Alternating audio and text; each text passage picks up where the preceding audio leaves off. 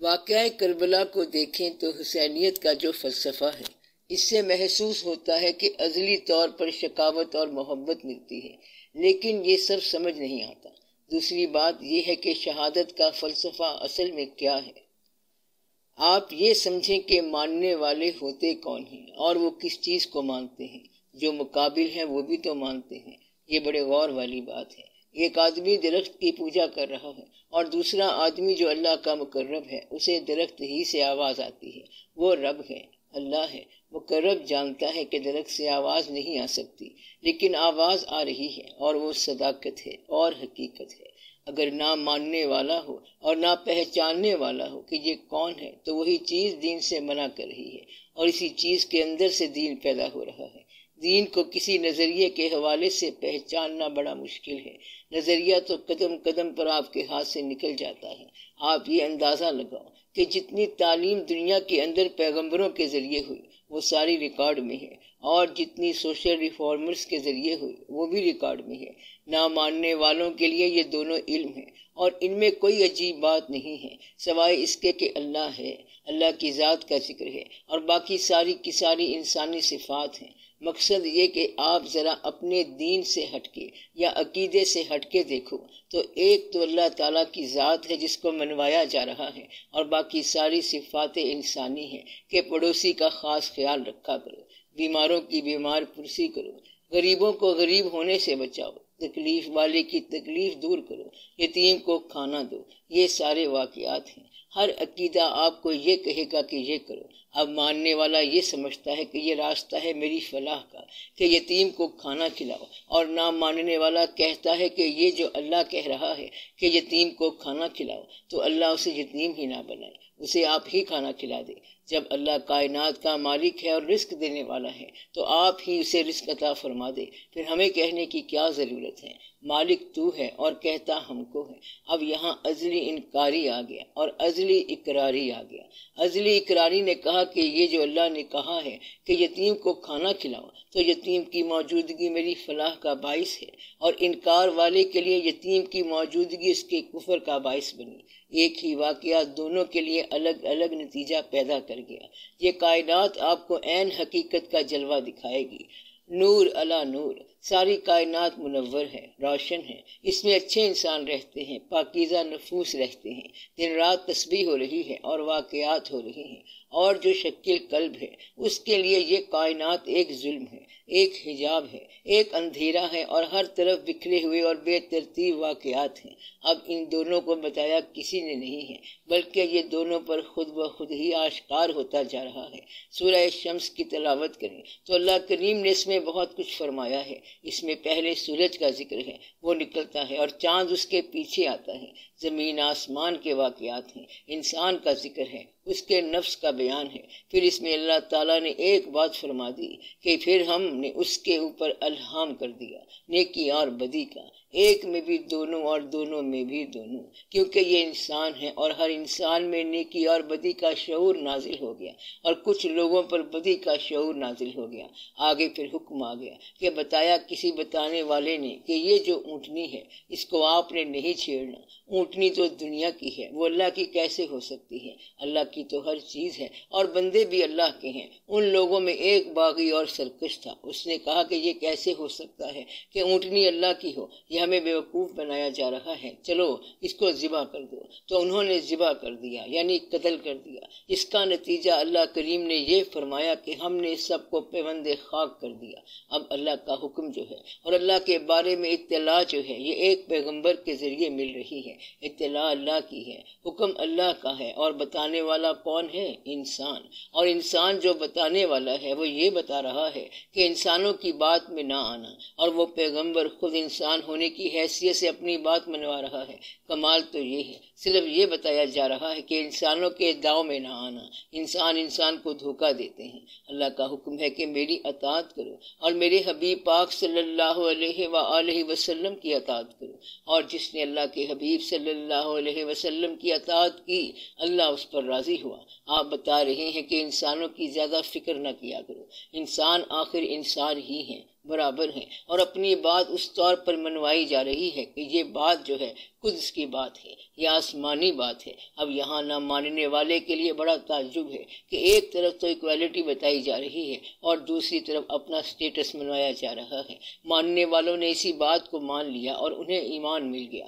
ماننے والے مانتے ہیں کہ آپ اللہ کے رسول صلی اللہ علیہ وسلم ہیں، سچے رسول ہیں۔ ماننے والے یہ مان رہے ہیں، اور جب صلح حدیبیہ کا مقام آیا تو وہاں کافروں نے کہا کہ یہ ٹائٹل نکال دیں اور اپنا پیور اور سمپل نام لکھیں۔ آپ صلی اللہ علیہ وسلم نے فرمایا کہ نکال دو، یعنی کہ امتیاز کی جو وجہ ہے وہ بظاہر نکال دی گئی۔ اب وقت ہے کہ جو کمزور عقیدہ ہے وہ واپس چلا جائے۔ وہ کہے گا کہ ہمارا آپ صلی اللہ علیہ وسلم کے ساتھ تعلق رسالت کی وجہ سے تھا، اور آپ صلی اللہ علیہ وسلم نے درمیان میں سے رسالت کا سلسلہ ہی نکال دیا۔ آپ صلی اللہ علیہ وسلم خود ہی اس کو نکال رہے ہیں، تو پھر ہماری بجائے تعلق کیا رہ گئی؟ ماننے والوں نے کہا کہ آپ صلی اللہ علیہ وسلم اسے نکالیں یا رکھیں، ہم آپ صلی اللہ علیہ وسلم کے ساتھ ہیں۔ یہ ہے ازلی عقیدہ۔ ازلی عقیدہ یہ ہے، ایمان کی تعریف یہ ہے کہ اللہ کو ماننا، اللہ کے حبیب پاک صلی اللہ علیہ وسلم کو ماننا، فرشتوں کو ماننا۔ اور جو ازلی عقیدہ رکھتا ہے وہ کہتا ہے کہ ایمان کی تعریف یہ ہے کہ ایمان بھی آپ صلی اللہ علیہ وسلم پر نثار ہے۔ مطلب یہ ہے کہ پیغمبر کی بات اللہ کے حوالے سے احکام الہی ہے، اور جو احکام نبی صلی اللہ علیہ وسلم ہیں وہ بھی اتنے ہی اہم ہیں جتنے کہ احکام الہی ہیں، حالانکہ وہ احکام ہیں کسی عبد کے جو رسول بھی ہیں اور پیغام لا رہے ہیں، لیکن یہ وہی احکام ہے کہ تم وہاں جاؤ اور تم وہاں نہ جاؤ، یہ کھانا کھا لو اور وہ کھانا نہ کھاؤ۔ یہ عام فہم بات ہے۔ اس بات سے جو انکار ہے وہ اتنا ہی باعث عذاب ہے جتنا اللہ کی عبادت سے واضح انکار ہے۔ ہر چند کہ یہ عبادت نہیں ہے لیکن اس کے برابر ہے۔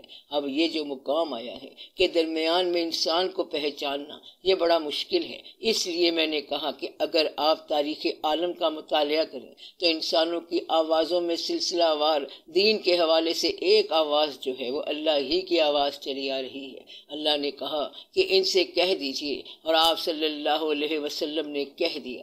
تو یہ کس کی آواز تھی؟ اللہ کریم کی۔ اس کے ساتھ آپ صلی اللہ علیہ وسلم نے اپنی زبان میں بھی بات سمجھا دی، اور یہ زبان وہی ہے کہ یہ تو اپنی مرضی سے بولتے نہیں ہیں، ان پر وحی نازل ہو تو بولتے ہیں۔ گویا کہ وہ بولنے والا جو اللہ کی طرف سے بول رہا ہے اس کا اپنا بولا ہوا بھی اتنا ہی اہم ہے جتنا کہ اللہ کا بولا ہوا ہے۔ ہر چند کہ اللہ جانے اور اللہ کے حبیب صلی اللہ علیہ وآلہ وسلم جانے۔ ہمیں تو اتنا پتہ ہے کہ آپ کی زبان سے نکلا ہے، یا تو میتھمیٹکس ہو کہ ہم فارمولہ لگا لیں، لیکن نہیں۔ آپ صلی اللہ علیہ وسلم نے جب فرمایا کہ یہ اللہ کا ارشاد ہے تو ہم یہ مانتے ہیں، اور جب آپ کا اپنا ارشاد ہے تب بھی ہم مانتے ہیں۔ اور جو نہیں مانتے وہ نہ اللہ کا ارشاد مانتے ہیں اور نہ آپ صلی اللہ علیہ وآلہ وسلم کا مانتے ہیں۔ انہوں نے تحقیق بھی نہیں کرنی، وجہ بھی نہیں دیکھنی، کیونکہ یہ ایسی چیز ہے کہ اگر ازلی ایمان نہ ہو تو ماننے کا امکان نہیں ہے۔ وجہ کیا ہے؟ ہم یہ مانتے ہیں کہ آج شام کو ایک جلسہ ہوگا، وہاں آپ کو لڈو ملیں گے، اگر لڈو مل گئے تو آپ جلسے کو مان لو، اور نہ ملے تو آپ انکار کر دینا۔ اب یہ سٹیٹمنٹ کیا ہے کہ جس کا مشاہدہ ہو سکتا ہے، اگر ایسا بیان ہو جس کا مشاہدہ ممکن ہو تو آپ تصدیق کر سکتے ہیں۔ اب یہ دونوں واضح بیان ہیں اور دونوں کا مشاہدہ نہیں ہے کہ ایک اللہ ہے اور دوسرا یہ کہ مرنے کے بعد ایک زندگی ہے۔ زندہ انسان کے پاس مشاہدہ ان دونوں کا نہیں ہے۔ اب سوائے اعتبار شخصیت کے ماننے کا کوئی ذریعہ ہی نہیں ہے، اور وہ شخصیت ایک انسان ہے۔ گویا کہ انسان کے اپنے اندر ماننے کا جذبہ پیدا ہو جائے تو پھر وہ اس انسان کی بات اسی طرح مانتا ہے جس طرح اس انسان کے پاس آئے ہوئے اللہ کی طرف سے جو احکام ہیں وہ ان کو مانتا ہے، اور جو نہیں مانتا وہ انہیں انسان کی طرح کا کہتا ہے کہ یہ تو انسان ہے، ہم نے کیا ماننا ہے۔ اعتراض کرنے والے نے اعتراض کیا کیا کہ یہ کیسے نبی ہیں کہ بازار جاتے ہیں، سودا خریدتے ہیں، اور اگر یہ اللہ کے نبی ہوتے تو اللہ ان کے ساتھ فرشتے لگا دیتے۔ اللہ نے جواب دیا کہ تم لوگوں نے یہ کیسا سوال کیا کہ اگر میں ان کے ساتھ فرشتے بھی بھیج دیتا تو انسانی دنیا میں ان کا انسانی روپ ہوتا اور تم کب مانتے؟ انسانی دنیا میں اگر سچ مچ کا فرشتہ آ جائے تو آپ لوگ پاگل ہو جائیں گے۔ جن لوگوں کے بزرگ فوت ہو چکے ہیں، مثلا کسی کا باپ فوت ہو گیا، اسے پتا ہوتا ہے کہ دفن کر کے آئے ہیں، اگر وہ اسے یاد کر رہا ہو اور اس کا باپ اچانک کمرے میں آ جائے تو وہ تو ویسے ہی مر جائے گا، حالانکہ وہ اپنے باپ کو یاد کر رہا تھا۔ اس لیے جس چیز کو آپ یاد کر رہے ہیں ناممکنات میں ممکن ہو جائے تو آپ پاگل ہو جائیں۔ مطلب یہ کہ یہ ایسی چیز ہے کہ ماننے والا اس طرح مانتا ہے کہ اس کے ہاں تحقیق کا مقام ہی نہیں ہے، بس اللہ کو مانا کہ اللہ ہے۔ لوگوں نے پوچھا کہ وہ کہاں ہے تو انہوں نے کہا کہ بس وہ ہے۔ آپ صلی اللہ علیہ وسلم نے فرمایا کہ ہم معراج پہ گئے، پھر ایک مقام آیا سدرۃ المنتہا اور پھر قاب قوسین آیا، بلکہ اس سے بھی آگے۔ یہ بیان کس کا ہے؟ اللہ کا۔ اگر یہ بندے کا اپنا بیان ہوتا تو آپ اس پر سوچتے، مگر یہ اللہ کریم کا اپنا بیان ہے کہ سبحان اللہ ذی اسریٰ بعبدہ، پاک ہے وہ ذات جس نے سیر کرائی اپنے بندے کو۔ یہ سٹیٹمنٹ کس کا ہے؟ اللہ کا، کہ ہم نے ایسا کیا۔ اب سوال یہ ہے کہ کیا اللہ ایسا کر سکتا ہے؟ ماننے والے کے لیے وہ کر سکتا ہے اور نہ ماننے والے کے لیے یہ کوئی بات نہیں۔ پھر فرمایا کہ ایک ایسا مقام آیا کہ ہم قریب چلے گئے اور قریب چلے گئے اور جو پھر ہوا سو ہوا۔ ماننے والے سبحان اللہ کہہ کے خاموش ہو گئے اور مان گئے۔ ابد کا مطلب یہ ہے کہ وہ نہ صرف روح ہے اور نہ خالی جسم ہے، بلکہ اب جو ہے وہ جسم اور روح کی ملاقات ہے۔ اب یہ مسئلہ ہمیشہ کے لیے حل ہو گیا۔ اللہ نے کہا کہ ہم نے اپنے عبد کو سیر کرائی، اور عبد جو ہے یہ جسم اور روح دونوں کا نام ہے، گویا کہ وہ بالوجود موجود ہے۔ میں یہ کہتا ہوں کہ اگر آپ اسے بالروح مانتے ہیں تو اگر اللہ یہ سیر بالواسطہ کرا دے تو اس میں آپ کو کیا ہے؟ مدعا یہ ہے کہ کبھی اللہ خود آ جائے اور کبھی بلا لے، کبھی بلا کے کبھی پاس جا کے دیکھ لیا۔ اس سے کیا فرق پڑتا ہے کہ جن کا رابطہ ہے، رابطہ یہاں ہو جائے یا رابطہ وہاں ہو جائے۔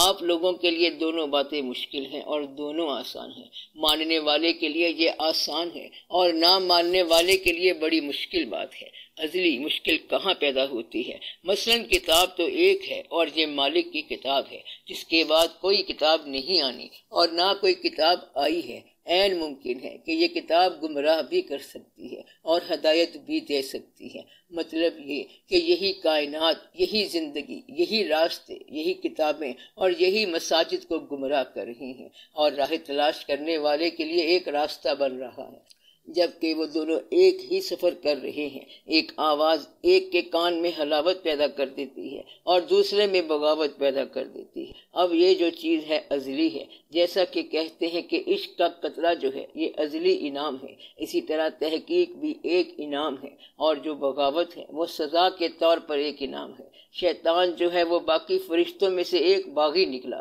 اس سے پہلے تو کوئی شیطان نہیں تھا جس نے اسے گمراہ کیا۔ آپ کہیں آگے پیچھے ہو جائیں تو کہتے ہیں کہ شیطان نے گمراہ کر دیا یا کسی بندے نے گمراہ کر دیا۔ شیطان سے پہلے تو کوئی شیطان نہیں ہے۔ شیطان نے کہا تھا کہ آپ نے مجھے اغوا کر لیا ہے، گمراہ کر لیا ہے، مجھے بتائیں تو صحیح کہ میرے ساتھ ہوا کیا ہے۔ اللہ نے کہا کہ تیرے اپنے اندر طاغوت بولا ہے۔ اگر شیطان سے پہلے کوئی گمراہ کرنے والا نہیں ہے تو یہ ازلی ہوا۔ اب یہ ازلی کیوں ہے؟ یہ سوال بند ہے، بلکہ تم سے سوال ہوگا کہ تم نے ایسا کیوں کیا۔ مجھ سے یہ سوال کیسے کر سکتے ہو کہ میں نے ایسا کیوں کیا؟ میں جانوں اور میری مصلحتیں جانیں، ہم جانیں اور ہمارے کام جانیں۔ تم اس کو صرف پہچان سکتے ہو اور اس پر عمل کر سکتے ہو۔ یہ نہ کہنا کہ اسے میں نے یتیم کیوں کیا، بلکہ اس کو کھانا کھلاؤ۔ یہ نہ پوچھنا کہ میں رازق کیسے ہوں، بلکہ میرے بیان کو تسلیم کرو کہ میں رازق ہوں۔ اگر تمہیں کل سے یا پچھلے مہینے سے رزق نہیں ملا تو بھی رازق کون ہے؟ اللہ ہے۔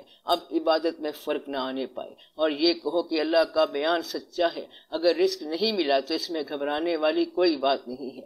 جہاں ایک رزق بند ہو جاتا ہے وہاں دوسری قسم کا رزق ملنا شروع ہو جاتا ہے۔ مثلا ایمان کا رزق مل گیا۔ اس لیے اس بات پر بڑا غور کرنا کہ ماننے والا مشکل بات کو بھی آسانی سے مانتا ہے اور نہ ماننے والا آسان بات کو بھی نہیں مانتا۔ اسے کہتے ہیں کہ مرنے کے بعد ایک زندگی ہوگی۔ فرض کرو کہ اگر نہ ہوئی، استدلال کیا، وہ نہ نکلی تو عبادت تمہیں کون سا نقصان دے گی، اور اگر وہ زندگی ہوئی تو عبادت تمہیں بچا لے گی۔ جس طرح صحرا کے مسافر کو ہم یہ کہتے ہیں کہ راستے میں نخلستان نہیں ہے، چھاگل بھر لو، دوسرے کہتے ہیں کہ راستے میں نخلستان بہت ہیں، ایسے میں پانی نہ لے جانا، وقت ضائع نہ کرنا۔ اب آپ احتیاطاً چھاگل بھر ہی لو، نخلستان آ گیا تو بھی یہ پانی تم پہ کون سا بوجھ بنا ہوا ہے، اور اگر نخلستان نہ آیا اور ہماری بات سچی ہوئی تو یہ پانی تمہاری جان بچائے گا، لہٰذا گھر سے عقیدہ لے کے چلو، آگے کوئی زندگی نکل آئی تو یہ عقیدہ تمہیں بچائے گا، اور اگر نہ نکلی تو عقیدے نے تیرا کون سا نقصان کیا، اس میں تیری بہتری ہے۔ اس طرح یہ دلیل دی گئی ہے۔ مقصد یہ ہے کہ ماننے والے ازلی طور پر مانتے ہیں اور نہ ماننے والے نہیں مانتے۔ اس کی وجہ یہ ہے کہ پیدا فرمانے والے نے فیصلہ فرما دیا کہ وَمِنْكُمْ مِنْ يُرِيدُ الدُّنْيَا وَمِنْكُمْ مِنْ يُرِيدُ الْآخِرَةَ۔ آپ نے ازلی شقاوت کا جو لفظ استعمال کیا ہے وہ بڑا سخت لفظ تھا، تو ماننے کے بعد بھی جو شقی ہے شقی رہتا ہے، منافق ہو جاتا ہے۔ اللہ کریم کا ارشاد ہے کہ جب آپ صلی اللہ علیہ وسلم کے پاس منافق آتے ہیں تو وہ کہتے ہیں کہ ہم گواہی دیتے ہیں کہ آپ اللہ کے سچے رسول ہیں، اور یہی تو ایمان ہے کہ یہ گواہی دینا کہ آپ صلی اللہ علیہ وسلم اللہ کے سچے رسول ہیں۔ پھر اللہ کریم نے فرمایا کہ میں جانتا ہوں کہ آپ صلی اللہ علیہ وسلم اللہ کے سچے رسول ہیں، میں نے خود بنا کے بھیجا ہے، لیکن میں گواہی دیتا ہوں کہ یہ منافق جھوٹ کہہ رہے ہیں۔ گویا کہ جھوٹا آدمی سچ بولے تب بھی جھوٹ ہے، جھوٹا جو ہے وہ ازلی ہے، جھوٹا جب ازلی ہے تو وہ اگر سچ بولے تب بھی ازلی جھوٹا ہے، جھوٹا اگر نماز بھی پڑھے تو یہ جھوٹ ہے، جھوٹا اگر بظاہر امیر المؤمنین بن جائے تب بھی جھوٹا ہے، جھوٹا اگر شریعت میں رہ کر یزیدیت کرے تو بھی جھوٹا ہے۔ یزید کی نماز اور ہے، امام علیہ السلام کی نماز اور ہے۔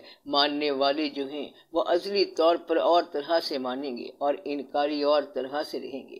یہاں جس شخص نے حضور پاک صلی اللہ علیہ وسلم کی ذات پر درود بھیجنا ہے، کیا اس کو پتہ نہیں ہے کہ یہ نسبت کیا ہے؟ اگر کوئی شخص یہ کہے کہ جلدی سے امام علیہ السلام کو شہید کرو کیونکہ ہم نے نماز بھی ادا کرنی ہے، تو اس سے پوچھو کہ تم کون سی عبادت کر رہے ہو۔ مدعا یہ ہے کہ یہ کون سی عبادت ہو رہی ہے۔ عبادت اگر بغیر پہچان کی اور کسی لالچ کی بنا پر کی جائے تو یہ اصلی شقاوت ہے، یہ عبادت نہیں ہے۔ عبادت یہ ہے کہ دل سے تسلیم کرو۔ اللہ کریم نے فرمایا کہ اے ایمان والو ایمان لے آؤ، یعنی کہ ایمان لاؤ۔ گویا کہ ایمان لانے کے بعد بھی ممکن ہے کہ ایمان آپ کے قلب میں داخل نہ ہو۔ ایمان قلب میں کب داخل نہیں ہوتا ہے؟ جب انسان اللہ کریم کی باتوں کو دیکھتا ہے، سمجھنے کی کوشش کرتا ہے، سمجھ نہیں آتی تو گلہ کرتا ہے۔ یہ انسان پوری طرح ایمان میں داخل نہیں ہوا۔ وہ کہتا ہے کہ ہم غریب ہو گئے، حالات خراب ہو گئے، پچھلے 6 دن سے باقاعدہ نماز پڑھ رہا ہوں لیکن ابھی تک منی آرڈر نہیں آیا۔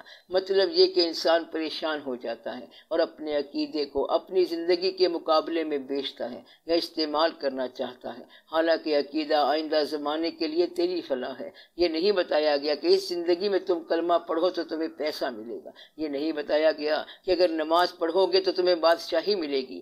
یہ واقعہ یہ ہوا کہ بادشاہوں نے نماز کے ذریعے یہ اعلان کر دیا کہ ہمیں اللہ نے بادشاہی دی ہے، اور نتیجہ یہ ہوا کہ غریب کو اس کی عبادت سے محروم کر دیا۔ یہ بڑے غور کی بات ہے۔ جو شخص ایک برے ماحول میں پیسہ کما رہا ہے، رشوت کا پیسہ کما رہا ہے، وہ لوگوں کو گھر بلا کے یہ کہتا ہے کہ اللہ نے میرے پر بڑا احسان کیا ہے، اللہ کی بڑی کرم نوازی ہو گئی ہے کہ ہمارے حالات بدل گئے، بس اللہ والوں نے مہربانی کر دی، حالانکہ اس نے دفتر سے رشوت لی ہے۔ تب غریب یہ کہتا ہے کہ اس کی عبادت تو منظور ہو گئی اور ہماری عبادت منظور نہیں ہو رہی۔ گویا کہ اس نے عبادت کو کسی غلط چیز کے ساتھ فوری نتیجے کے ساتھ منسوب کر کے اصلی عبادت کو مخدوش کر دیا، اور یہی آپ کے ملک میں ہوا ہے۔ ہنگامہ یہ ہوا کہ غریب تو غریب تھا ہی صحیح، مگر اس سے عبادت کا ذائقہ بھی چھین لیا گیا، عبادت کا لطف بھی اس سے لے لیا گیا۔ کس نے؟ امیر آدمی نے، جس نے اپنی دولت کو اللہ کا فضل بنا کے پیش کر دیا، اور وہ دولت ناجائز کمائی کی تھی۔ یتیم کا مال لے کے حج کرنے چلا گیا اور اللہ کے گھر میں بڑے غرور کے ساتھ جا پہنچا کہ ہم اس بات کا انکار کر کے جو کہ آپ کا حکم تھا آ گئے ہیں۔ اس طرح وہ اللہ کے دربار میں آ گیا ہے۔ پھر وہ کہتا ہے کہ مجھے اللہ کے دربار سے کوئی بات ملی نہیں ہے، اس کو کیا بات ملے گی؟ مدعا یہ کہ اللہ کے حکم سے انکار کر کے اس کے سامنے آ جانا تو بڑی گستاخی کی بات ہے۔ ہمارے سماج میں جو راڑ پڑی ہے، اس کی وجہ صرف یہ ہے کہ وہ جو بادشاہ ہوتے ہیں وہ کہتے ہیں کہ ہمیں تو اسلام سے بڑی محبت ہے، اسلام کی خاطر بادشاہت کر رہے ہیں۔ لوگ کہتے ہیں کہ اگر تم اسلام کی خاطر بادشاہت کر رہے ہو تو ہمیں اسلام کی خاطر تھوڑی سی وزارت ہی کرنے دو۔ نتیجہ یہ ہو جاتا ہے کہ یہ آدمی جو غریب ہے اور عبادت میں مصروف تھا، اس کی عبادت کے رخ موڑ دیے جاتے ہیں۔ عام طور پر دنیا میں جتنے بھی بادشاہ آئے ہیں وہ سارے کے سارے طاغوت کا سمبل رہے ہیں۔ ہمارے اپنے مسلمانوں کے بادشاہ جو ہیں جیسے بابر، اکبر، دین الہی وغیرہ وغیرہ، ان لوگوں نے جو ظلم یا مظالم کیے ہیں، انہوں نے آسائش کی جو زندگی گزاری ہے یا مساجد کے ساتھ جو گانا وغیرہ ہوا ہے، تو ان لوگوں نے زیادہ نقصان پہنچایا ہے۔ بڑی دیر ہو گئی ہے کہ ایسا کوئی آدمی نہیں آیا جس کا مرتبے میں ہونا لوگوں کی عقیدت میں ہونے کے برابر ہو، کیونکہ وہ آدمی نہیں آیا، لہذا سب لوگ پریشان ہیں۔ یہاں جو مرتبے میں آیا ہے وہ جھوٹا نکل آیا ہے، لوگوں کا ایک آئٹم کبھی پورا نہیں ہوا۔ اللہ کو مانا، اللہ کے حبیب صلی اللہ علیہ وسلم کو مانا، مگر ظاہر میں موجود کوئی ایسا انسان نہیں ہے جس پر ان کا فی سبیل اللہ اعتماد ہو جائے۔ اگر کسی پر فی سبیل اللہ اعتماد ہو جائے تو پھر یہ مسئلہ حل ہو جاتا ہے کہ ہم اس پر ویسے ہی اعتماد کرتے ہیں جیسے باقی کے اعتماد ہیں۔ اس لیے ایمان اور انکار دونوں ازلی ہیں۔ جس کو آپ ازلی کہہ رہے ہیں اس میں ایک باریک پوائنٹ ہے کہ ماننے والوں کے لیے لفظ ازلی ہے اور نہ ماننے والوں کے لیے تو ازلی کوئی نہیں ہوتا۔ گویا کہ آپ کے لیے یہ بتایا جا رہا ہے کہ آپ کو ایمان کی دولت اللہ کے فضل سے ملی ہے اور یہ آپ کے تقاضے کا نتیجہ نہیں ہے۔ آپ کے تقاضے کا شعور بھی ابھی پیدا نہیں ہوا تھا اور اللہ نے آپ کو مسلمان گھرانے میں پیدا کیا اور آپ کو اس امت میں پیدا کیا۔ یہ احسان جو ہے، اس احسان کو ازلی احسان سمجھو اور اللہ کا شکر بجا لاؤ۔ یہ آپ کی تحقیق کا مقام نہیں ہے کہ آپ کسی اور مذہب میں تھے اور وہاں سے سفر کرتے کرتے اللہ کے قریب آئے۔ یہ تو اللہ ہی قریب آیا ہے، یعنی کہ اللہ آپ کے قریب آیا ہے اور وہ آپ کو بتا رہا ہے کہ میرے احسان کا شکر ادا کر اور تو بھی ہمارے قریب ہو جا، سجدہ کر اور قریب ہو جا۔ اللہ کریم کا یہ ارشاد ہے کہ پہلا احسان اس کا اپنا ہی ہے۔ اللہ کے احسان پر پورا شکر ادا کرنا چاہیے کہ ہمیں یہ جو ایمان عطا ہوا ہے یہ ازلی ہے، جو تسلیم عطا ہوئی ہے یہ ازلی ہے، اور آپ کے خیال میں جن کو نہیں ملی وہ بھی ازلی ہے۔ ہونا یہ چاہیے، وہ اللہ کا کام ہے کہ ان کو عطا نہیں کیا۔ وہ جس کو چاہتا ہے ایمان دیتا ہے، جس کو نہ چاہے وہ اللہ کا کام ہے کہ ان کو عطا نہیں کیا۔ وہ جس کو چاہتا ہے ایمان دیتا ہے، جس کو چاہے ظلمات سے نور میں داخل کر دیتا ہے، جس کو جو چاہے وہ کرتا ہے۔ چاہے تو قلب پر مہر لگا دے، ختم اللہ علی قلوبہم، ان کے دلوں پر مہر لگا دے، اور کبھی چاہے تو پاسبان مل گئے کعبے کو صنم خانے سے۔ زندگی انکار میں گزرے، بت پرستی میں گزرے اور بعد میں اعلیٰ مقام پہ ہوں، شان والے بزرگ ہوں، اس حد تک شان والے کہ ان کے پرانے نام بھی اسی طرح مقدس کر دیے گئے۔ مطلب یہ کہ یہ اللہ کی شان ہے اور اللہ تعالیٰ کے احسانات ہیں کہ یہ ازلی ہے۔ ان کو فیض دینے کے لیے اللہ نے اپنی رحمتوں کو مجسم بنا کے بھیجا۔ اللہ نے کہا کہ میں نے تو اس معاشرے کو ازلی فیض دینا تھا، مگر یہ معاشرہ تو کہیں اور جا رہا ہے، لہٰذا اللہ نے وہاں اپنی رحمت کو بھیجا، رحمت للعالمین صلی اللہ علیہ وآلہ وسلم کو بھیجا کہ یہ اس معاشرے کا ازلی حصہ ہے، اس کو جا کے دے آئیں۔ اسی طرح نصیب کا ازلی حصہ ہے، آپ کو اس کا ہر روز ثبوت ملتا ہے۔ مثلا ابھی آپ نے امام علی مقام علیہ السلام کا ذکر کیا۔ امام علی مقام علیہ السلام آپ کا مشاہدہ تو نہیں ہے بلکہ آپ کا علم ہے۔ علم جو ہے گفتگو میں آیا، علم جو ہے تحریر میں آیا، اور اس علم سے تو وابستگی پیدا نہیں ہوئی ہے، وابستگی جو ہے یہ ازلی پیدا ہوئی ہے، کیونکہ علم بیان کرنے سے تو محبت پیدا نہیں ہو جاتی۔ کربلا تو ایک واقعہ ہے، اگر صرف علم کے طور پر آپ پڑھو تو یہ ایک واقعہ ہے، لیکن آپ کے لیے تو یہ واقعہ ہمہ حال ہے۔ اس واقعے کا ہمہ حال ہونا اللہ کا احسان ہے، یہ اس کا احسان ہے کہ آپ کو ماضی کے کسی بزرگ سے نسبت ہو جائے، شوق کی نسبت ہو جائے، عقیدت کی نسبت ہو جائے۔ کوئی بیان یہ نہیں کر سکتا کہ ماضی کے کسی بزرگ سے عقیدت پیدا کرا دے جب تک یہ ازلی نصیب نہ ہو۔ گویا کہ یہ نصیب کی بات ہے اور یہ ازلی ہی، گویا کہ یہ ازلی نصیب ہے اور یہ ازلی نصیب ہی رہے گا، گویا کہ یہ ازلی نصیب ہے اور یہ ازلی ہی رہے گا۔ آج بھی کچھ لوگوں میں یہ ازلی طور پر ہے، جو ان کو نہیں مان رہا اسے آپ کہیں کہ اسے ہمارا عقیدہ سمجھ لو، ہمارا احترام کر لو، ہم بھی اسی معاشرے میں رہنے والے ہیں، اس احترام کا کچھ خیال کر لو۔ تم نے امام پاک علیہ السلام کے خلاف کوئی بات نہیں کی ہے، بلکہ تم نے ہمارے ایمان کے خلاف بات کی ہے۔ مدعا یہ ہے کہ تو نے ہمیں نظر انداز کیا ہے۔ جو شخص آپ کے سامنے اللہ کے خلاف بات کر رہا ہے وہ تو اللہ کو مانتا نہیں ہے، وہ اللہ کے خلاف نہیں ہے، وہ تو آپ کے خلاف بات کر رہا ہے۔ دراصل وہ آپ کے نظریے کے خلاف بات کر رہا ہے اور آپ کے خلاف بات کر رہا ہے۔ آپ تو اللہ کو مانتے ہیں اور وہ تو مانتا نہیں ہے، اس کا اللہ کوئی ہے ہی نہیں۔ گویا کہ جب بھی کوئی شخص کسی عقیدے کے خلاف بات کر رہا ہو تو اصل میں وہ آپ کے عقیدے کے خلاف بات کر رہا ہوتا ہے۔ اس کو ذاتی طور پر جواب دیا کرو، یہ الگ بات ہے، ضروری ہے، وہ واقعاتی بات نہیں ہے بلکہ ذاتی بات ہے۔ اس طرح زندگی میں یہ سمجھنا چاہیے کہ عقیدہ کس طرح ڈیولپ ہوا اور آپ تک یہ عقیدہ کس طرح آیا، تو پھر آپ قدم قدم پر ہر ابتلا کے اندر ایک مقام دیکھیں گے جس کو آپ نے حسینیت کا فلسفہ کہا یا شہادت کہا۔ یہ فلسفہ نہیں ہے، یہ ادروائز ایک حقیقت ہے، یہ ایک حدیث قدسی ہے، ایک واقعہ ہے، ایک واردات ہے، یہ اللہ کریم کی اپنی ایک بات ہے، ایک خود نوش سوانح ہے، ایک اور قسم ہے۔ اگر آپ اس واقعے کو یزید کی طرف سے سمجھیں تو آپ کو سمجھ نہیں آئے گی، اور امام پاک علیہ السلام کی طرف سے واقعے کو سمجھیں گے تو بھی سمجھ نہیں آئے گی، مگر جب اللہ کی طرف سے سمجھیں گے تو پھر آپ کو بات سمجھ آئے گی کہ یہ قصہ کیا ہے۔ یعنی کہ اسلام کے اندر اس واقعے سے شہادت اسلام یعنی اسلام کی گواہی جو ہے وہ کیسے ادا ہوئی ہے، مشاہدہ حق کس طرح ادا ہوا، اور مشاہدہ حق کے بغیر قربانی نہیں ہو سکتی، اس کے بغیر کوئی قربانی کر ہی نہیں سکتا۔ مقصد یہ کہ جس کے نام کی قربانی ہے اگر وہ نظر میں ہو تو پھر یہ قربانی ہو سکتی ہے۔ گویا کہ دنیا کے اندر اگر کبھی معتبر شہادت ہوئی ہے تو وہ یہ شہادت ہے کہ جس کے اندر مشاہدہ ساتھ ساتھ قائم ہے۔ اگر مشاہدہ قائم نہ ہو تو پھر اس کے اندر ابتلا آ جاتی ہے، اور ابتلا اس مقام سے گزر نہیں سکتی۔ یہ ابتلا نہیں ہے بلکہ یہ انعام کا مقام ہے۔ اس لیے آپ اس سوال پہ ذرا غور کریں تو آپ کو سمجھ آ جاتی ہے کہ یہ مقام کیا ہے۔ پھر یزید ایک سیکنڈری چیز بن جاتا ہے، اس سے تو آپ بالکل ہی لا تعلق ہو جاؤ۔ بات صرف اتنی ساری ہے کہ ایک انسان نے دین کی صداقت کی شہادت کا حق کس طرح ادا کیا، یعنی اس کی گواہی کا حق ادا کیا کہ یہ ہے اس کی گواہی۔ ایک تو ہم یہ کہتے ہیں کہ اشہد ان لا الہ الا اللہ واشہد ان محمدا عبدہ ورسولہ، اور یہ کہنے کا انداز کربلا ہے، اور یہ انداز آج تک معتبر ہے اور ہمیشہ کے لیے معتبر ہے، اور کہنے والوں نے بہت کچھ کہہ دیا کہ اے دل بگیر دامن سلطان اولیاء، یعنی حسین ابن علی جان اولیاء۔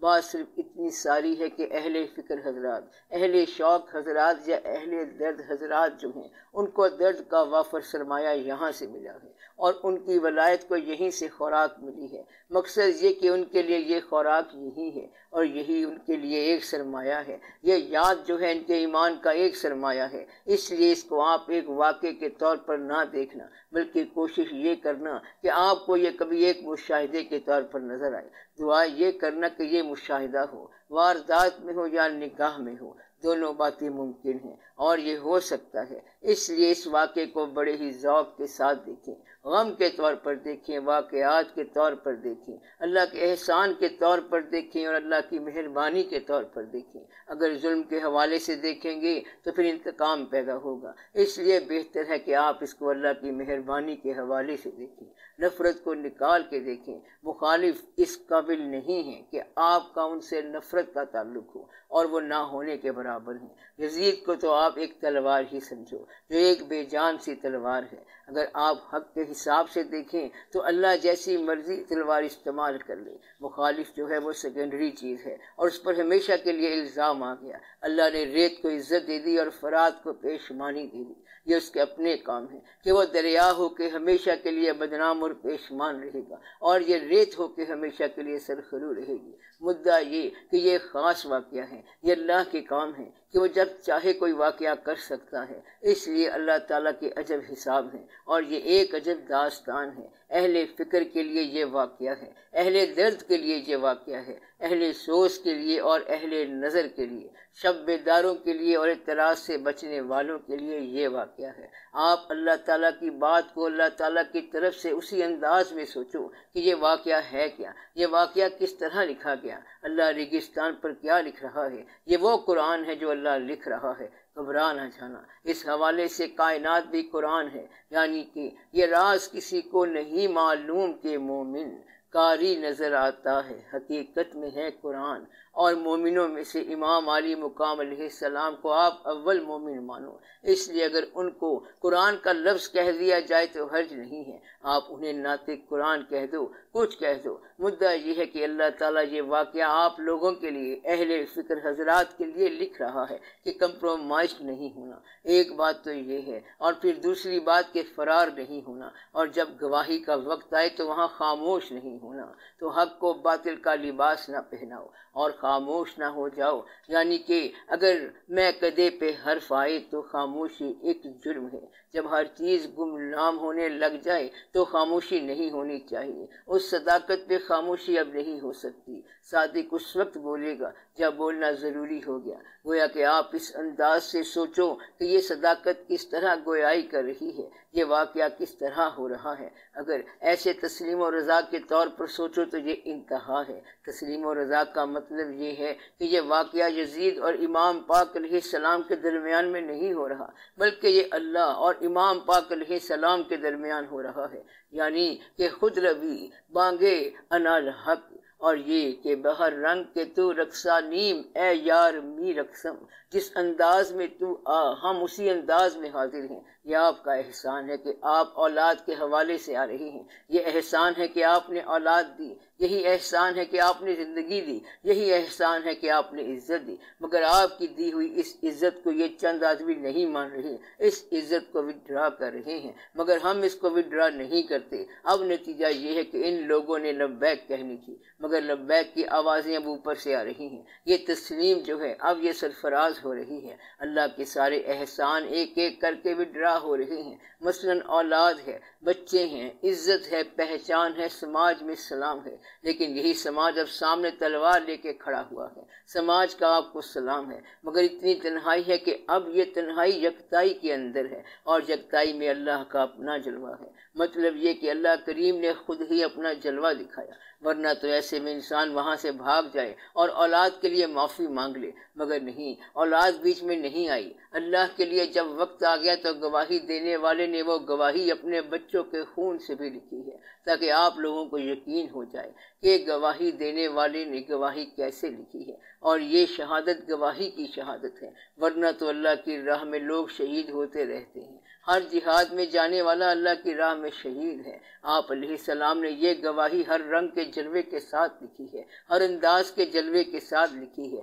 یہ جلوہ بڑا رنگین ہے، اس لیے آپ اس واقعے کو اللہ اور اللہ کے بندے کے درمیان دیکھو، تسلیم و رضا میں دیکھو، اور فرار نہ ہونے کے انداز میں دیکھو، پھر اسے خطبات میں دیکھو۔ ایک ہی خطبہ تھا جو ہر چیز کو سرفراز کر گیا۔ اب اگر آپ اس نسبت سے چلو تو پھر یہ تعلق آپ کے اندر کیا کیا رنگ دکھائے گا، پھر آپ خود دیکھو گے کہ آپ کے اندر کیا پیدا ہو جائے گا۔ آپ ادب سے اور عقیدت کے ساتھ چلو۔ ایک بات یہ یاد رکھ لینا کہ یہ جو سجدہ شبیری ہے یہ اللہ کا ایک مقام ہے، ایک بڑا مقام ہے، وہاں اپنا گلہ نہیں ہے، اولاد کا گلہ نہیں ہے، کسی چیز کا گلہ نہیں ہے، اور یہ سجدہ اتنا واحد ہے، اتنا توحید میں ہے، اور ایسے انداز میں ہے کہ تمام چیزوں سے ہٹ کے اور تمام غم بھول کے اللہ کریم کا سجدہ ہو رہا ہے۔ اگر آپ کو یہ پتا ہو کہ اسی اللہ نے یہ سب میرے ساتھ کیا ہے، اور پھر اسی اللہ کا سجدہ ہو، تو یہ انتہا کی تسلیم ہے۔ اگر تو وہ بندے نے کیا ہے تو اللہ کا شکر، یا جو سجدہ ہے وہ تو ہوتا ہے۔ انسان کہتا ہے کہ کسی بندے نے بڑا ظلم کیا ہے اور ہم آپ کا سجدہ کرتے ہیں، مگر یہاں پر پتہ ہے کہ اللہ نے کیا ہے اور اللہ ہی کو سجدہ ہے۔ یہاں ایک مقام دیکھو، حضرت امام زین العابدین علیہ السلام کے قصیدے کے 2 شعر، جو کہ اس قسم پرسی کی حالت ہے۔ یہ چیز جو ہے، یہ واقعہ ہے، وہ مکمل ہو چکا۔ واحد انسان ہے جو باقی رہ گئے اور اس حالت میں اور زنجیر میں ہیں، لیکن وہاں گلہ نہیں کیا، کسی قسم کا گلہ نہیں کیا۔ وہاں ایک قصیدہ کہا جس کا ایک شعر ہے: اے ہوا اب تو جا خراما خراما اور ایک پیغام لے جا عرض حرم میں، اور ان کو اس روزے پہ جا کے سلام کہو، نبی محترم صلی اللہ علیہ وسلم کو آج سلام۔ اس حالت میں سلام کہنا انہی کا کام ہے، یہ اور کوئی نہیں کر سکتا۔ اس حال میں سلام کہنا انہی کا کام ہے اور یہ انہی کا مقام ہے، ان کے علاوہ کوئی آدمی یہ مقام طے نہیں کر سکتا۔ یہ ان کا احسان ہے کہ آپ کو یہ بات سمجھ آ جائے۔ اس حال میں جبکہ ہر حال بے حال ہو چکا ہے، پھر اس پر سلام کہنا جو اس حال میں شریک ہے، یہ ہے مقام، اور یہ مقام پہچان والوں کے لیے ہے۔ سب کیا اس نے آپ ہی ہے، مگر پھر بھی اس کو سلام ہے، اس کو سجدہ ہے۔ تسلیم و رضا کا یہ سجدہ دنیا کو صرف ایک دفعہ ہی نظر آیا ہے۔ اس تسلیم و رضا کا ایک حصہ جو ہے وہ حضرت اسماعیل علیہ السلام کا ایک واقعہ ہے، جب باپ کو بیٹے کی قربانی کے لیے اللہ کا حکم بتایا گیا ہے۔ یہاں کسی بیٹے کو نہیں بتایا گیا، یہاں کسی کو کچھ نہیں بتایا گیا کہ کون قربانی مانگ رہا ہے۔ یہاں پہ ایک انسان خود تو محترم ہے اور ایک اور انسان کو بھی بتایا گیا، مگر سب کو محترم نہیں کہا۔ جتنے بھی ساتھی ہیں ان کو خاموش رکھا۔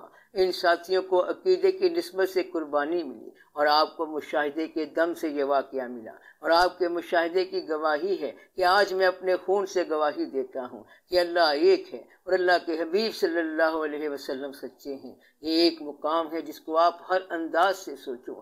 آج اس غم کا سوچنے والے، ماننے والے اس ذات سے رجوع کریں اور کہیں کہ آپ کو اپنے اسی صبر اور رضا اور تسلیم و رضا کا واسطہ ہے کہ اس انداز سے کوئی چیز عطا ہو جائے۔ تسلیم و رضا کا مطلب یہ ہے کہ جہاں بظاہر ابتلا ہو وہاں شکریہ ہو۔ عام آدمی کے لیے اسلام میں حکم ہے کہ صبر کر، مثلا کوئی واقعہ ہو گیا تو صبر کر، اللہ تیرے ساتھ ہے، وہ صبر کرنے والوں کے ساتھ ہے۔ اور جب مقرب آئے گا وہاں صبر کا مقام نہیں ہے، وہاں شکر ہی شکر ہے۔ گویا کہ مقرب پہ ایک ایسا مقام آتا ہے کہ تقدیر بھی اور کاتب تقدیر بھی ساتھ ہوتے ہیں، خود مقدر ساتھ ہے اور خود اپنی طرف سے ہے۔ اور سب سے بڑی بات جو میں کہہ رہا تھا کہ یہ سجدہ شبیلی ہے، انہی کے پاس سیف ہے، انہی کے پاس جد الہی ہے اور انہی کے پاس ذوالفقار کی طاقت ہے۔ گویا کہ اب تمہیں ایک اور بات سمجھ آئے گی کہ طاقت اور قوت میں امام پاک علیہ السلام اس سے بڑے ہیں جو کہ مقابلے میں ہیں، لیکن تسلیم کا مقام ہے کہ طاقت استعمال نہیں کرنی، قوت جد الہی استعمال نہیں کرنی۔ یہ ہے صبر و رضا کا مقام۔ صبر و رضا یہ ہے کہ انہوں نے اپنے تمام افعال اور تمام ممکنہ قوا اللہ کی ذات کے سامنے تسلیم و رضا میں رکھ دیے کہ یہ تلوار ہے، لیکن آپ کا حکم نہیں ہے تو یہ لیں تلوار۔ تلوار کا معنی ہے اٹیک کرنے کی صلاحیت، ڈھال کا معنی ہے ڈیفنس کرنے کی صلاحیت۔ دونوں چیزیں اللہ پہ نثار کرتے ہیں۔ If you so intend, then so is my will۔ یعنی اگر اللہ کی یہ خواہش ہے تو یہی ہماری خواہش ہے۔ گویا کہ اس مقام سے، تسلیم و رضا کے مقام سے گزرنا اتنی خاموشی کے ساتھ اور اتنے یقین کے ساتھ گزرنا ناممکن ہے جب تک مشاہدہ نہ ہو۔ گویا کہ چلنے والا جو ہے وہ چلانے والے کے ساتھ اسی کے پاس چل کے جا رہا ہے جو خود چلنے والے کے ساتھ ہے، جو اس کی اپنی منزل بھی ہے۔ گویا کہ اس سفر میں منزل جو ہوتی ہے وہ مسافر کے ہم سفر ہو جاتی ہے۔ یہ وہ سفر ہے، شہادت کا سفر ہے۔ شہادت کا سفر کون سا ہے؟ جس میں منزل جو ہے مسافر کے ہم سفر ہے۔ ہر حال میں اللہ ساتھ ہے اور مسافر جانتا ہے کہ میرے ساتھ ہے۔ گویا کہ مسافر کا جو سفر اللہ ہے وہ سفر مع اللہ ہے، اللہ ساتھ ہے اور اللہ کی طرف وہ رجوع کر رہا ہے۔ یہی مشاہدے کا مقام ہے اور یہی تسلیم و رضا کا مقام ہے، اور یہیں سے فیض کے سارے چشمے پھوٹتے ہیں، یہیں سے ولایت کے چشمے پھوٹتے ہیں اور یہیں سے سارے مقام طے ہو جاتے ہیں۔ اس محبت کا فیض ہے کہ مقام مل جاتا ہے اور مسئلہ حل ہو جاتا ہے۔ آپ کے ذمہ اتنا کام ہے کہ آپ اس کو اس انداز سے سوچو کہ فیض تسلیم کرو، ان سے رجوع کرو، ان کو محبت سے یاد کرو، ان سے فیض کا کوئی سلسلہ ہو، ان سے فیض کی خیرات فی سبیل اللہ مانگو، تب جا کے یہ بات سمجھ آتی ہے۔ یہ واقعہ زندگی میں بڑی دیر کے بعد سمجھ آتا ہے۔ یہ سمجھ آتا ہے کہ وہ جو تھا جس کے آگے ہم نے دعا کرنی تھی اسی نے تو وہ واقعہ پیدا کیا تھا۔ اب دعا اس کے سامنے مانگ رہے ہیں جو یہ کر رہا ہے، ادھر دعا سنتا ہے اور ادھر آپ کا مکان گرا جاتا ہے۔ یہ بات پہچاننے والی ہے۔ جب آپ کو یہ پتہ چل جائے کہ سب کرنے والا وہی ہے تو پھر لطف لو، پھر کہو کہ اگر آپ کی یہی رضا ہے تو ہماری بھی یہی رضا ہے۔ یہاں سے تسلیم شروع ہو جاتی ہے کہ اگر تیری یہی رضا ہے تو ہماری بھی یہی رضا ہے۔ بس آپ کو یقین ہو جائے کہ اسی کی رضا ہے، کچھ عرصے کے بعد یہ سمجھ آ جاتی ہے۔ پہلے آپ کو بیٹیاں دیتا ہے، پھر ان کی شادی کے مسائل پیدا کرتا ہے، پھر آپ دعا کرتے رہتے ہو، کیا اس کو یاد نہیں؟ یاد ہے، اس کو مسائل کا پتہ ہے۔ بہرحال دعا مانگنا آپ کے لیے شرعی ضرورت ہو جاتی ہے۔ اگر آپ تسلیم کے ساتھ چلو تو وہ اور سبب بنا دے گا، جس طرح آپ کی زندگی میں سبب بنے ہیں، آپ کے زمانے میں سبب بنے ہیں، اور اللہ تعالیٰ کے لیے تو ہر زمانہ ایک ہی زمانہ ہے، وہ کوئی نہ کوئی سبب بنا دے گا۔ آپ خود ہی اندیشہ پیدا کرتے ہو، پہلے آپ سامان اکٹھا کرتے ہو اور پھر لازمی بات ہے کہ کوئی سامان لینے والا آ جائے گا، اس لیے کسی لمبے چوڑے انتظامات کی ضرورت نہیں ہے، بس اللہ کے فضل پر بھروسہ لے کے چلو۔ شہادت کا فلسفہ صرف یہی ہے کہ شہادت جو ہے اللہ کے لیے اپنے خون سے گواہی لکھنا۔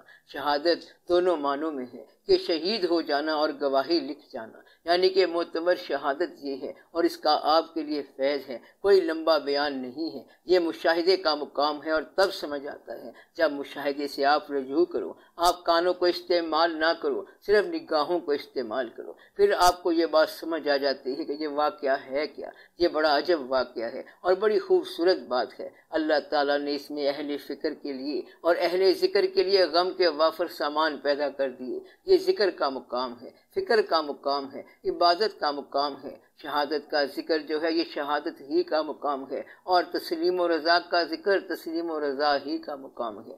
آپ کے لیے تسلیم و رضا یہ ہو سکتی ہے کہ آپ تسلیم و رضا والے کو تسلیم و رضا میں مان لو، اور ہم کیا کر سکتے ہیں؟ گویا کہ امام پاک علیہ السلام کی کربلا تو امام علیہ السلام کی کربلا ہے، ہماری کربلا چھوٹی چھوٹی کربلائیں ہیں کہ جہاں چھوٹا سا واقعہ ہو جائے وہاں تسلیم و رضا کر جا۔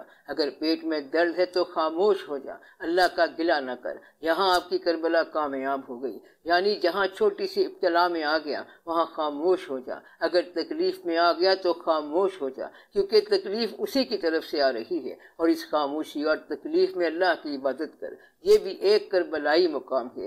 اس لیے جب آپ اپنی کربلا سے گزر رہے ہوں تو پھر شہنشاہ کربلا کا واقعہ آپ کی نگاہوں میں ہو، اور اگر وہاں خاموش ہو جاؤ تو آپ کو فیض مل جائے گا۔ زندگی کے ہر راستے میں آپ کو کربلا ملتی ہے، کرب و بلا ملتے ہیں، جہاں ایسی کربلا ہو وہاں اس کربلا کا واسطہ ہے خاموشی سے گزر جاؤ، پھر آپ کو تسلیم و رضا کے تمام فیوز مل جاتے ہیں۔ فیوز کیا ہیں؟ اس کربلا کے مالک سے نسبت یہ فیض ہے، فیض کی کوئی ڈیفینیشن نہیں دیتے۔ تسلیم کا مطلب یہ ہے کہ حرف آرزو نہ رہے، بس یہ یاد رکھنا۔ تسلیم کا مطلب کیا ہے؟ حرف آرزو نہ رہے اور مزاج آرزو بھی نہ رہے، بس انسان اتنا خاموش ہو جائے کہ حرف آرزو نہ رہے، اسے کہے کہ کیا چاہتے ہو تو وہ کہے کہ یہی چاہتا ہوں جو آپ کی مرضی ہے، اور اللہ اپنی مرضی کرتا جا رہا ہے، وہ جو کرتا جا رہا ہے اس کو مانتے چلے جاؤ، بس یہی آپ کی عبادت ہے اور یہی فیض ہے۔ اس لیے جب آپ اللہ تعالیٰ کا سجدہ کرتے ہیں تو یہ کہو کہ میں نے تمام گلے ختم کر دیے اور آرزوئیں آپ کے حوالے کر دیں، میری ضرورتیں آپ بہتر جانتے ہیں، میرے حالات آپ پر بہتر آشکار ہیں، علاج میرے بس میں نہیں، علاج بھی آپ بہتر جانتے ہیں، اور ہم آپ کے بندے ہیں، ہم پہ مہربانی فرمائیں، وہ خود ہی مہربانی فرماتا ہے، اس لیے آپ اس پہ غور کرو۔ یہ دونوں سوال اصل میں ایک ہی سوال تھے کہ ازلی شقی وہ ہے جس کو میدان کربلا میں نواسۂ رسول صلی اللہ علیہ وآلہ وسلم نظر نہیں آیا۔ یہ عجیب بات ہے، یہ ازلی بات تھی، اس لیے دنیا میں جتنے واقعات ہو رہے ہیں یہ ازلی ہیں۔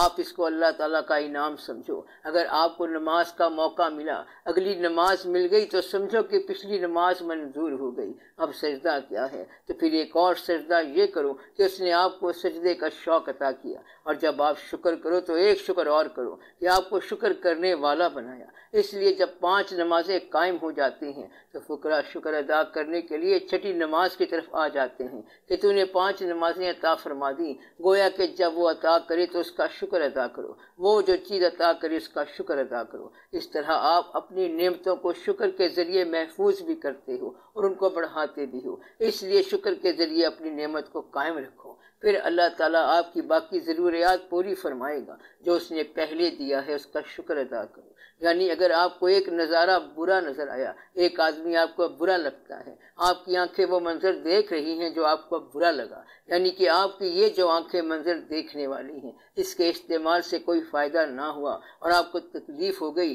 تو آپ آنکھیں واپس کرو۔ جب آپ آنکھیں رکھتے ہو اور اللہ کے نظاروں کا لطف نہیں لیتے اور اس کا شکر ادا نہیں کرتے اور ہمیشہ گلہ ڈھونڈتے ہو تو پھر آپ کیا کرتے رہتے ہو؟ آپ کو ذہن ملا، اگر یہ کفر کی طرف مائل ہے تو ذہن واپس کر دو، پھر یادداشت فراموش ہو جائے گی۔ آپ کو زبان ملی ہے اور یہ زبان گلہ ہی کرتی رہتی ہے، کبھی شکر بھی نہیں کرتی اور اللہ کی تسبیح بھی بیان نہیں کرتی، اللہ کا نام نہیں لیتی ہے، تو اگر آپ کی گویائی سلب ہو گئی تو آپ چیخے مارو گے۔ اگر آپ کو 4 پیسے ملے ہیں تو اس کا حصہ اسے دو اور اپنا حصہ اپنے پاس رکھو، اس طرح آپ کو نیکی کی توفیق مل جائے گی۔ اپنی اولاد کا شکریہ ادا کرو، اپنے ماحول کا شکریہ ادا کرو اور ہر حال میں اپنے ساتھ رحم کیا کرو۔ اپنے آپ کو مشکل میں نہ ڈالو، جہاں جس جگہ تکلیف ہو رہی ہے اس کے بالکل ساتھ ہی دوسرے نقطے پر راحت ہے، آپ بالکل دور نہیں، کیونکہ یہیں پہ عین راحت ہے۔ یعنی جہاں آپ گلہ کر رہے ہیں وہیں شکر کا مقام ہے، جہاں آپ صبر کر رہے ہو وہیں سجدے کا مقام ہے اور صبر کو بالکل شکر بنانے کا مقام ہے۔ گھبرانے والی کوئی بات نہیں ہے، یہ بڑے غور والی بات ہے کہ جب آپ اپنی استعداد کو دیکھتے ہیں، مثلا ذہن ہے، اس کی ایک رسائی ہے، آپ سوچتے سوچتے ایک مقام پہ عاجز ہو جاتے ہیں۔ جہاں آپ عاجز ہو جاتے ہیں تو اس کے آگے کی رینج انحد کی ہے۔ اگر آپ کی عقل کی حدود انحد تک جا کے معاف ہو جاتی ہے اور انحد سے رابطہ نہیں ہوتا تو سمجھو کہ آپ کمزور ہو گئے۔ اس لیے ذہن کو سٹریچ کرنے کا حکم ہے کہ اس ذہن کو ایک ایسے مقام تک لے جا جہاں پہ اس ذات کا مقام شروع ہوتا ہے، اور وہاں جا کے آپ اس کو لنک کرو تو آپ کی عقل جو ہے عقل سلیم ہو جائے گی۔ یعنی کہ زبان سے آپ اتنا سچ بولنا شروع کرو کہ اس کی بات آپ کی زبان سے نکلنا شروع ہو جائے۔ دل کو اتنا صاف کرو، آئینہ اتنا صاف کرو کہ اس آئینے میں کبھی کبھی اس کی جھلک نظر آ جائے، تو آپ اپنی استعداد کو اس مقام تک لے جاؤ جہاں سے اس کی حد شروع ہو جاتی ہے اور وہاں پہ لنک ملا لو۔ آپ صرف اپنی حد بتاتے رہتے ہیں اور لنک نہیں ملاتے، تو یہاں سے ایک جھگڑا پیدا ہو جاتا ہے، ابتلا ہوتی ہے اور یقین ٹوٹ جاتا ہے۔ اس لیے اپنی تمام سرحدوں کو، نگاہ کی وسعتوں کو دور تک لے جاؤ، تو وہ زیادہ دور تک نہیں جائے گی، آگے نہیں جائے گی۔ پھر آپ اللہ کا شکر ادا کرو اور اتنا سوچو کہ وہ کون ہے جس نے یہ حد لگا دی ہے۔ ان کے سامنے بھی دیوار ہے اور ان کے پیچھے بھی دیوار ہے، یہ کیا ہے؟ یعنی کہ ایک تو ان کو آگے بھی رکاوٹ نظر آ رہی ہے اور آگے کچھ نظر نہیں آتا، یہ کیا ہونے والا ہے؟ آگے کیا چیز موجود کھڑی ہے اور پیچھے ہم کیا کیا نظارے دیکھ کے آئے ہیں؟ دونوں طرف دیواریں ہیں۔ اللہ کریم فرماتا ہے کہ اپنے آپ پہ غور کرو، اس آئینے میں دیکھو کہ تمہارے پاس کیا کیا نعمتیں ہیں، ان نعمتوں کی آپ ذرا سٹریچ کر کے دیکھو، تو پھر آپ کو خیال آئے گا کہ کون ہے جو دیوار بنا ہوا ہے۔ جب آپ اس مقام پہ آؤ گے تو سادہ سا یہ جواب ملے گا کہ جو دیوار بنا رہا ہے وہی تو تجھے آنکھ دے رہا ہے۔ جب یہ سمجھ آ گئی کہ میری آنکھوں کے سامنے دیوار حائل کرنے والا کون ہے تو پتہ چلے گا کہ جس نے آنکھیں دی تھی اس نے دیوار حائل کر دی۔ اب اس کا شکر ادا کرو۔ پھر وہ پوچھتا ہے کہ کون ہے جس نے ہمارے ساتھ یہ واقعہ کیا؟ ہم اتنے طاقتور تھے، ہمیں کمزور کرنے والا کون ہے؟ وہ کہے گا کہ جس نے طاقتیں دی ہیں اسی نے کمزور کیا۔ اگر وہ ایک ہی ہے تو شکر ادا کر کہ وہ کبھی طاقت دے رہا ہے اور کبھی کمزوری، کبھی بینائی دے رہا ہے اور کبھی بینائی چھین رہا ہے، کبھی زندگی میں لطف دے رہا ہے اور کبھی لطف چھین رہا ہے۔ جس طرح باہر دھوپ اور سایہ ہے اسی طرح آپ کے اندر کبھی سایہ ہے اور کبھی روشنی ہے۔ آپ کے اندر ہی دھوپ چھاؤں ہے، آپ کے اندر رات دن گزرتے ہیں، کبھی بیٹھے بیٹھے خیال روشن ہو جاتا ہے اور کبھی بیٹھے بیٹھے خیال تاریک ہو جاتا ہے۔ کہتا ہے کہ آج بڑا مغموم ہوں، کیا ہو گیا؟ کہتا ہے کہ سمجھ نہیں آتی، سمجھنے کی ضرورت ہی کوئی نہیں۔ اس نے یہ نہیں کہا کہ آپ کو سمجھ آئے گی، یہ چھوٹا سا دن ہے 24 گھنٹے کا، اس میں روز کے کام روز کر لو۔ اگر آج صحت ذرا کمزور ہے تو اس میں گھبرانے والی کوئی بات نہیں ہے، پچھلی صحتوں کا آج شکر ادا کر، ابھی وقت ہے، ابھی بہت وقت ہے۔ آپ شکر ادا کرو۔ گویا کہ جہاں حد آ جائے اور وہاں پچھلی سرحد کا شکر ادا نہ کیا جائے تو لنک نہیں ملتا۔ اب میری یہ بات بڑے غور سے یاد رکھنا کہ جب حد سامنے آ جائے آپ اتنے ذہین ہو کے بھی مسئلہ حل نہیں کر سکتے، کیونکہ ایک حد آ گئی تو اپنے ذہن کی رسائیوں کا اب شکر ادا کر۔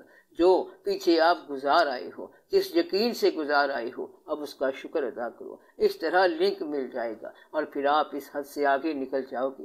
آپ اس کے انداز سے جب سوچنا شروع کر دو گے تو پھر آپ کے مسائل حل ہو گئے۔ جب آپ اس کے انداز سے سوچنا شروع کر گئے تو سمجھو کہ آپ کے سارے مسائل حل ہو گئے۔ وہ پہلے زبان میں لکنت دیتا ہے، بڑی عجیب سی بات ہے، اور پھر بنا دیا کلیم اللہ۔ اندازہ لگاؤ کہ کیسی بات ہے۔ کسی کو آخری دم تک پتہ نہ چلا کہ یہ بچہ جو ہے یہ ساری کائنات کا مالک ہے، اور اسے یتیم پیدا فرما دیا، سماج میں تھوڑا سا نظر انداز کر کے پال لیا، اور صداقت کا سب سے بڑا دعویٰ آپ صلی اللہ علیہ وآلہ وسلم ہی کے ذریعے کر دیا۔ تو وہ ایسے کام کرتا ہے، جہاں تمہیں دقت ہو رہی ہے وہیں سے راحت کا راستہ ہے۔ یہی وہ وقت ہے کہ کبھی آپ کو پیار سے بلاتا ہے اور آپ اس کے پاس جاتے ہو، اور کبھی کبھی وہ تکلیف دیتا ہے، اور اس تکلیف میں فوراً اللہ کی طرف رجوع کر لیا جائے تو وہ تکلیف ہمیشہ کے لیے سعادت ہی سعادت ہے۔ خدا کا شکر ادا کرو، اس تکلیف کا شکر ادا کرو جس نے تمہیں خدا کی طرف رجوع کروایا۔ شکر کرو اس غم کا جس نے آپ کو اللہ والا بنا دیا۔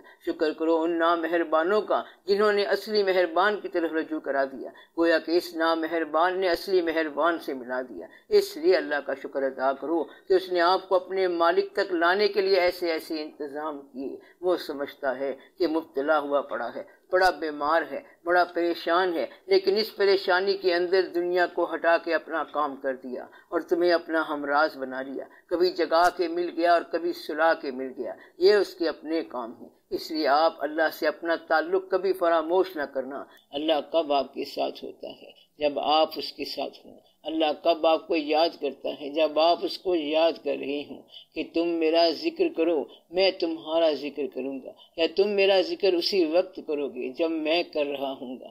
اس لیے تم اکثر ذکر کرو تو وہ اکثر ذکر کرے گا۔ مل کے محفلوں میں ذکر کرو گے تو وہ محفلوں میں کرے گا۔ تنہائی میں ذکر کرو گے تو وہ تنہائی میں کرے گا۔ یہ بڑی عجب سی بات ہے۔ تم اگر رجوع کرو تو تیرا اللہ کے ساتھ رجوع کرنا ہی اللہ کے ساتھ وصال ہے، اور تو کوئی بات ہے ہی نہیں۔ تو اللہ کیا ہے؟ تیرا خیال، تیرا حسن خیال، تیرا خیال حسن جو ہے تیرا اپنا ہی ہے۔ تو جتنا رجوع کرتا جائے گا تیرا اللہ اتنا ہی تیرے ساتھ ہے۔ خلقت کو جاندی گول ہے، ہر دم فرید دے کول ہے۔ خلقت اسے ڈھونڈ رہی ہے اور وہ فرید کے ساتھ ہے، کیونکہ فرید ہر وقت اللہ کے ساتھ ہے۔ اس لیے وہ کہتے ہیں کہ اللہ ہر وقت میرے ساتھ ہے۔ آپ دعا کریں کہ اللہ تعالیٰ آپ کو اپنے فضل میں شامل رکھے، اور دعا کریں کہ اللہ تعالیٰ آپ کو اپنا سائل بنائے اور دنیا کا سائل نہ بنائے، اور اللہ تعالیٰ آپ کو دنیا کی ضرورتوں سے آسانی سے گزار دے۔ یہ دنیا مشکل بازار ہے۔ دعا کروں کہ اللہ تعالیٰ کسی انسان کا محتاج نہ بنائے۔ دعا کروں کہ یا اللہ اپنا محتاج بنا، دنیا والوں کا محتاج نہ بنا۔ تو نے مسائل خود ہی پیدا کیے ہیں، انہیں تو خود ہی حل کر۔